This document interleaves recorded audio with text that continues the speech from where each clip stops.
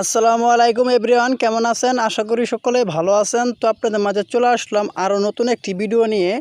তো আজকের ভিডিওতে আপনাদেরকে দেখাবো মোবাইলে হোম স্ক্রিন অটোমেটিক ঘুরে যায়, এই সমস্যাটা কীভাবে আপনি সমাধান করবেন। তো আমাদের অনেকেরই মোবাইলে দেখা যায় মোবাইলে হোম স্ক্রিনটা এদিক সেদিক হয়ে যায়, অটোমেটিক ঘুরে যায়। এই সমস্যাটা কিন্তু অনেকের মোবাইলে দেখা দেয়। তো এটা কীভাবে সমাধান করতে হয় আপনারা হয়তো বুঝতেছেন না, বা আপনি কীভাবে সমাধান করে আপনি জানেন না। তো আজকের এই ভিডিওতে পুরো প্রসেসটাই দেখিয়ে দেবো কীভাবে মোবাইলে হোম স্ক্রিন ঘুরে গেলে এই সমস্যাটার সমাধান করতে হয়।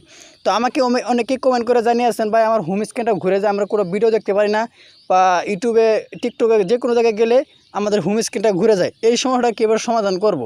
তো এখন আপনার মোবাইল স্ক্রিন দেখিয়ে দেবো, চলুন ভিডিওটা শুরু করা যাক। তো মোবাইলে হোম স্ক্রিন অটোমেটিক ঘুরে যায়, এটা সমাধান করার জন্য আপনি প্রথমে চলে যাবেন মোবাইলের সেটিংসে। তো আমি আমার মোবাইলের সেটিংসের উপর ক্লিক করে দিলাম।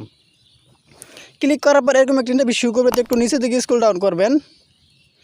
স্ক্রল ডাউন করার পর এখানে আপনি দেখতে পাবেন ডিসপ্লে নামের একটা অপশন আছে, এখানে আপনি ক্লিক করে দিবেন। তো এটা কিন্তু অনেক জায়গায় থাকে, এই সেটিংটা একটু ভালো করে দেখে নেবেন। তো আমি এখান থেকে ডিসপ্লে এখানে আমার ক্লিক করে দিলাম। ডিসপ্লের উপর ক্লিক করার পর এরকম একটা ইন্টারভিউ শুরু করতে একটু নিচে দিকে স্ক্রল ডাউন করবেন।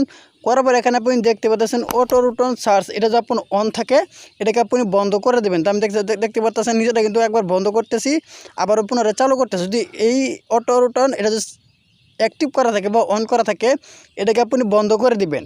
এটা যদি অন থাকে তাহলে কিন্তু আপনার মোবাইলের হোম স্ক্রিনটা এদিক সেদিক হয়ে যাবে, ঘুরে যায় অটোমেটিক। এটা আপনি বন্ধ করে দেবেন। বন্ধ করে দিলে কিন্তু আপনার এই সমস্যাটার সমাধান হয়ে যাবে। তো এই ছিল মূলত আজকের ভিডিওটা মানে ক্লিয়ারলি বুঝতে পারছেন।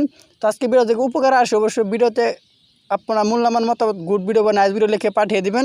আর প্লিজ চ্যানেলটি সাবস্ক্রাইব করে আমাদের সাথেই থাকবেন। তো সবাই ভালো থাকুন, সুস্থ থাকুন, খুদা হাফেজ।